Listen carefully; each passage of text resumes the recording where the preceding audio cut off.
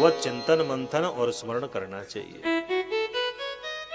सुखदेव जी से प्रश्न किया श्री परीक्षित महाराज ने, महाराज ये बताइए कि संसार की रचना प्रभु कैसे करते?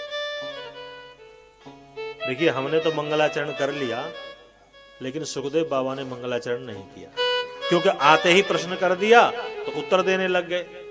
लेकिन अब प्रश्न कर रहे हैं कि संसार की रचना कैसे करते हैं, तो भगवान की कृति का वर्णन करना भगवान की कृपा के बिना संभव नहीं है। इसलिए याद आया कि भगवान का मंगलाचरण तो हमने किया नहीं, प्रभु को प्रणाम तो किया नहीं, और कथा कहना शुरू कर दिया। तो महापुरुष कहते हैं उसके दो कारण हैं। एक तो परमहंस है, परमहंसों के लिए कोई नियम नहीं होता, और दूसरी बात कि भगवान के द्वारा जो संसार बना है उसकी चर्चा परीक्षित जी ने की है। इसलिए भगवान की कृपा का कवच पहन करके, भगवान का अनुग्रह प्राप्त करके तब भगवत चर्चा करते हैं। कल मैंने निवेदन किया था कि कोई भी व्यक्ति ये कहे कि हम गुणानुवाद करने वाले हैं, हम पढ़े लिखे हैं, हम शिक्षित हैं, हम विद्वान हैं, तो विद्वता एक सेकंड में धरी रह जाती है। अब ये बल्ब जल रहा है, बल्ब कहे हमारे कारण प्रकाश हो रहा है, बात भी ठीक है, बल्ब जलेगा नहीं तो प्रकाश कहां से होगा। लेकिन पीछे से तार हटा दीजिए तो लटका रहेगा बल्ब प्रकाश होने वाला। क्यों नहीं हो रहा है भाई? बोले करंट चला गया। और जिस दिन ठाकुर जी ने डिस्कनेक्ट कर दिया, करंट चला गया, तो आपकी सारी की सारी विद्वता नहीं रहेगी। इसलिए प्रभु की कृपा का अनुभव करते हुए निरंतर प्रभु का ध्यान रखना चाहिए। कौन है वो प्रभु? नमः परस्मै पुरुषाय भूयसे सदुद्भवस्थान निरोध लीलया गृहीत शक्ति त्रितयाय देहिनाम् अंतर्भवायानुपलक्ष्य वर्त्मनि। उस परमपिता परमात्मा का हम ध्यान करते हैं जिसके संकेत मात्र से संसार की रचना, संसार की व्यवस्था और संसार का लय हो जाता है। जिन प्रभु का गुणानुवाद नित्य निरंतर पुण्य की वृद्धि करने वाला है, जिन प्रभु का स्मरण, कीर्तन, दर्शन, वंदन, श्रवण और अर्पण उत्तरोत्तर कल्याणकारी है। अच्छा, पूजा भी हम खूब करते हैं, जप भी करते हैं, स्मरण भी करते हैं, दान भी करते हैं, लेकिन अहंकार नहीं छोड़ रहा है हमको। इस बात का भी अहंकार है कि हम अमुक पर्व पर ऐसा करते हैं, यह भी अहंकार है। एक बात आपको बताएं, सामर्थ्य होना अलग चीज है और सरल होना अलग चीज है। सामर्थ्यवान व्यक्ति है लेकिन सरल नहीं है, तो उसकी सामर्थ्य शक्ति भी व्यर्थ है।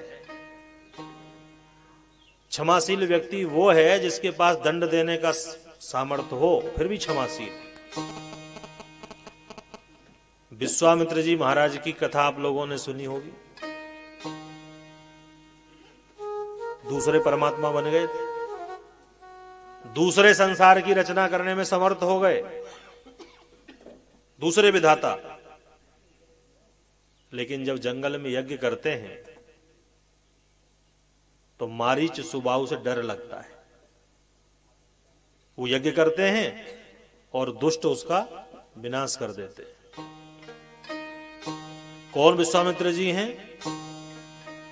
क्योंकि झुकने वाले नहीं। जब तक हमारा अहंकार नहीं झुकेगा तब तक हमें सिद्धि प्राप्त नहीं होगी। अन्यथा इतने समर्थ विश्वामित्र जी महाराज, जो दूसरे संसार की रचना करने के लिए समर्थ हो गए और मारी सुबाहु को नहीं मार पाए। कल्पना करिए क्या कारण था?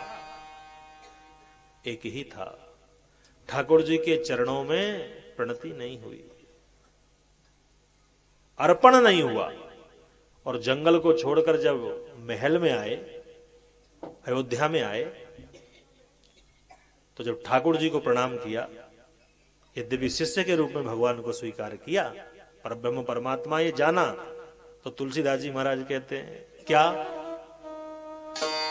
गाधि तनय मन चिंता व्यापी, गाधि तनय मन चिंता व्यापी। हरि बिनु मरहि ना निशिचर पापी, हरि बिनु मरहि ना निशिचर पापी। हरि बिनु मरहि ना निशिचर पापी, हरि बिनु मरहि ना निशिचर पापी। गाधि तनय मन चिंता व्यापी, गाधि तनय मन चिंता व्यापी। जब लगा कि नहीं ये हमारे करने से कुछ नहीं होने वाला है, तो भगवान की शरण में आए, प्रभु को लेकर आए और राक्षसों का नाश कराया। कब?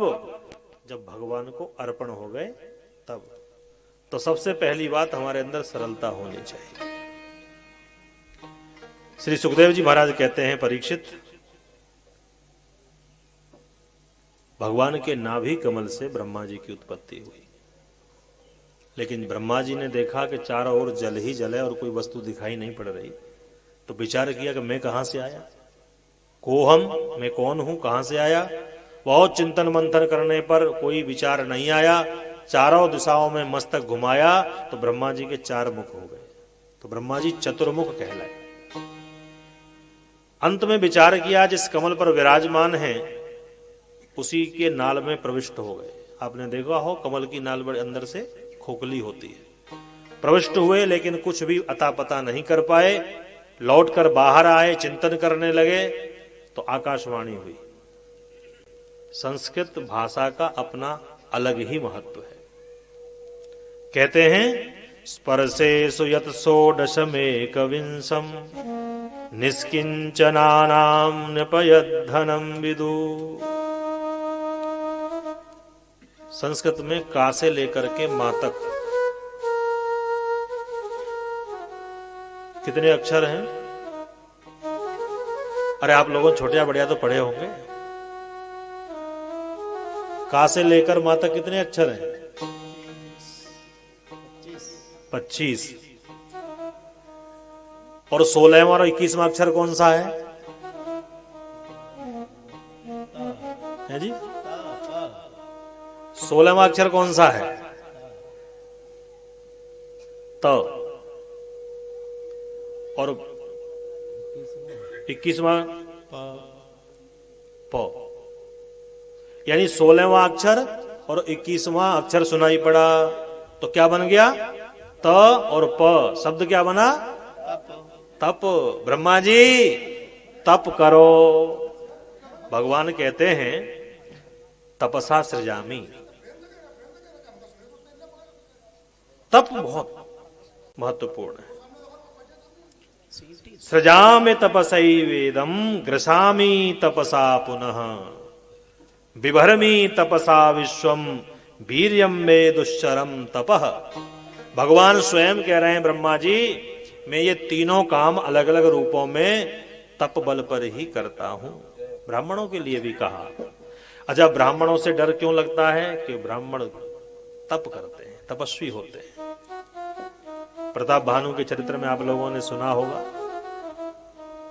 कपट मुनि ने कहा कि भैया बाकी तो सब ठीक है लेकिन ब्राह्मणों से पार पाना बड़ा कठिन है।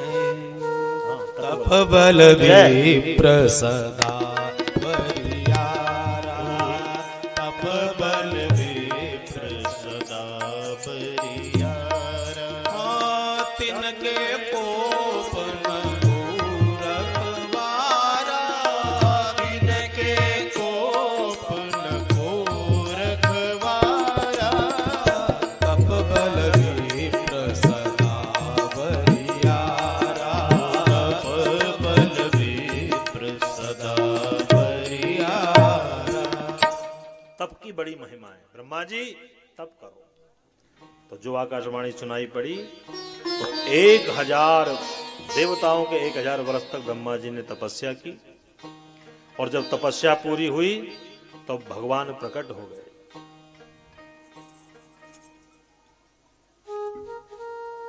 और प्रभु ने कहा कि ब्रह्मा जी अब आप सृष्टि करो। और प्रभु इतने द्रवित हो गए कि दोनों हाथ हाथ में ले लिए। किसके? ब्रह्मा जी के। और दोनों हाथों को हाथ में लेकर के सहलाने लगे। ये किसका सूचक है जी? प्रीति का, ये प्रेम का सूचक है। तो ब्रह्मा जी को मौका मिल गया। ब्रह्मा जी ने कहा कि प्रभु आप हाथ में हाथ तो ऐसे ले रहे हो जैसे मित्र हाथ में लेता है। नहीं मिलते हैं दोनों। आपको पता है कि ऐसे कौन मिलता है? तो भगवान ने कहा कौन मिलता है भाई? बोले एक सच्चा मित्र दूसरे सच्चे मित्र से मिलता है।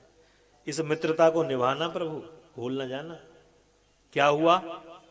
तो ब्रह्मा जी ने कहा कि आप जो मुझे दायित्व सौंप रहे हो संसार को बनाने का, और कहीं मैंने अहंकार के वशीभूत अपने आप को ही सब कुछ मान लिया तो मेरे अभिमान का क्या होगा? मैं तो पतित हो जाऊंगा।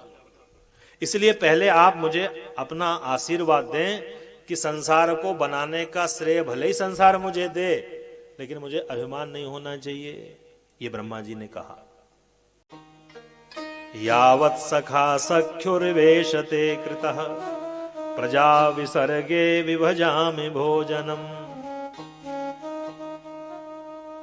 इसी बात को लेकर